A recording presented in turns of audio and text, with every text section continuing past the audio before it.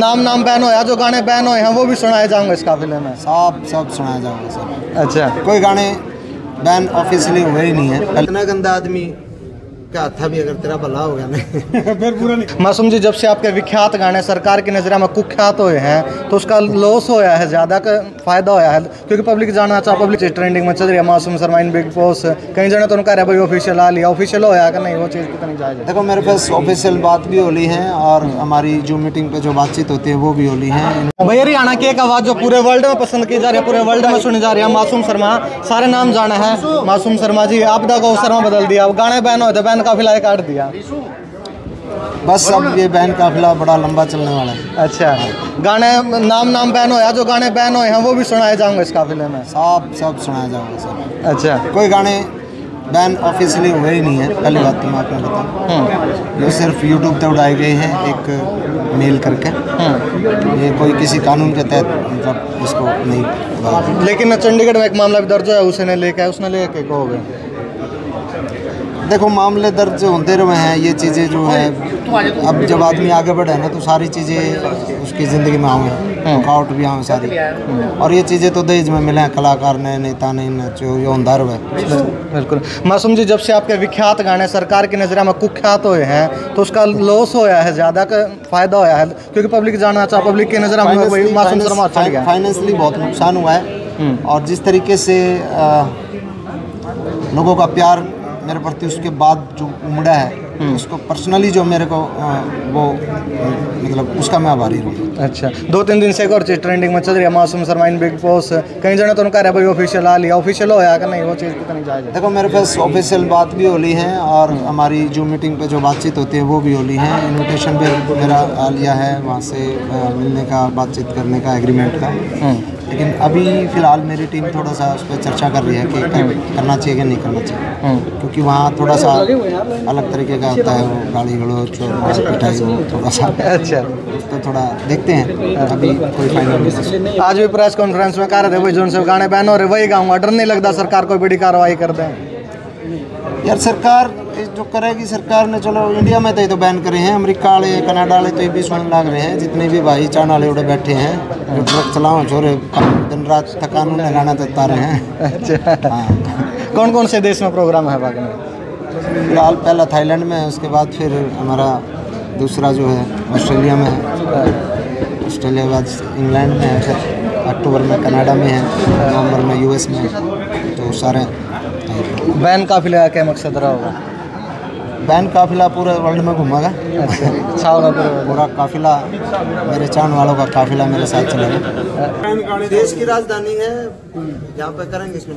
अच्छा, जिन चीजों को लेकर सरकार आपके ऊपर शिकंजा कस रही है, से वो गन की बात कर दिखा भाषा में, प्रेस कॉन्फ्रेंस में भी हाथ में गन है, और इसी बात नहीं गन चल भी रही है। या देखो भाई, एक गोली आड़े लग रही है, देखो नुकता लगना था, आड़े गोली मारी, नुकता यही है भाई, तो हम बताइए, ये नुकता है, गोली है, नुकता है। कै जो है उर्दू में कुछ एक वो है, कै और तो इनके ऊपर जो है, इनके नीचे नुकता लगा, इसका डिक्शन चेंज हो जाता है। चलो मासूम भाई, कुछ तो राज ने प्रेस कॉन्फ्रेंस में खोल दिए हैं, कुछ हम कटवाओगे जानकारी। मतलब जिस तरह से लगातार गाने बैन हुए, गाने बैन बेशक हो गए, लेकिन मासूम शर्मा का जो नाम है वो वर्ल्ड वाइड छा गया, चाहे बिलबोर्ड की बात करें या और ट्रेंडिंग में, जिस तरह सर्चिंग में पहले नंबर पर आना। तो जिन लोगों ने आपके गाने बैन करवाए या जो लोग हाथ धोकर आपके पाछे पड़ रहे हैं, मैंने चंडीगढ़ में FIR दर्ज हो गई है, तो उनको क्या कहना चाहोगे? उनको धन्यवाद करना चाहूँगा कि करो यार, काम कर लाग रहे हो, अच्छा कर लाग रहे हो, अपना करे जाओ। मेरा एक दोस्त है MK, तो MK खंडा है, मंजीत संधू उसका नाम है पूरा। उसने मिट्टी कही, बोला यार मतलब दादा तेरा बुरा करने की सोचें लोग, फिर भी भला हो जाए, बोला ये तो कितने न कितने परमात्मा का आशीर्वाद है तेरा। एक डिक्के मेरा दोस्त, उन्होंने बोला इतना गंदा आदमी क्या था भी, अगर तेरा भला हो गया नहीं फिर पूरा नहीं कर सकता। ऑडियंस जब मतलब, क्योंकि लोगों का प्यार ज़्यादा मिला, और वो ठीक है नुकसान हुआ है फाइनेंशियली, लेकिन लोगों का जब प्यार और सपोर्ट मिली ना, उसने मतलब और ज़्यादा एनर्जी भर दी। पहले एक क्षेत्र तक सीमित थे, अब प्रोग्राम भी सारे डाल का प्रोग्राम। तो फिलहाल जो ये पीछे जो एक सस्पेक्टेड सा पोस्टर दिखने लग रहा है जिसपे कि बैन काफिला, यानी कि बैन के गले इतना बड़ा शब्द और जोड़ दिया, काफिला लग रहा है। तो ये काफिला ये तो है वो जो 3 दिन में कम से कम ये लगा लो 23-24 लाख लोगों ने स्टोरी लगा दी थी जब गाने बैन हुए थे, तो वो काफिला ही था, वो लोगों का प्यार था।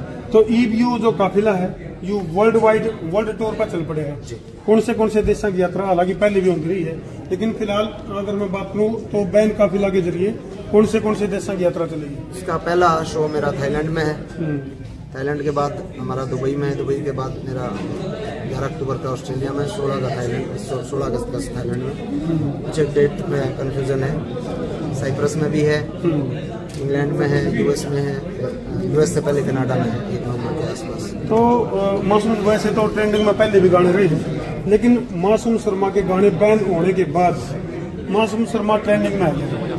तो इस बात का कितने कोई घमंड किसी बात का इनकार? देखो, परमात्मा ने आशीर्वाद तो इतनी सादे रखे कि 2010 में मैंने शुरुआत करी थी। हर साल कोई ना कोई गाना बढ़िया परमात्मा ने की दया से लोगों को प्यार भी जैसे जाया करता। तो मेरे ख्याल से मैंने लगता मैं जैसा पहले था ईसाई में मेरा में कोई नेचर में बदलाव हुआ कुछ, क्योंकि फितरत नेचर आदमी के बदलते नहीं, जो आदमी जैसा हो शायर बदलते। अच्छा, जब हमारे को प्रेस कॉन्फ्रेंस की सूचना हुई तो हमने जो अनुमान था कि मासूम शर्मा कितने कोई बड़ी पॉलिटिकल किसी पार्टी को ज्वाइन करने वाला है, कुछ इस तरह का अंदाजा था। भाई दिल्ली में प्रेस कॉन्फ्रेंस करी है तो कोई राजनीतिक दल में शामिल होने का कोई प्लान है, कुछ इस तरह की चलते हैं मामला? ना ऐसा कुछ नहीं है। आप अपना जो गाना बजाने में स्वाद आ रहा है ना, उस स्वाद का आनंद लेने दो, बढ़िया है।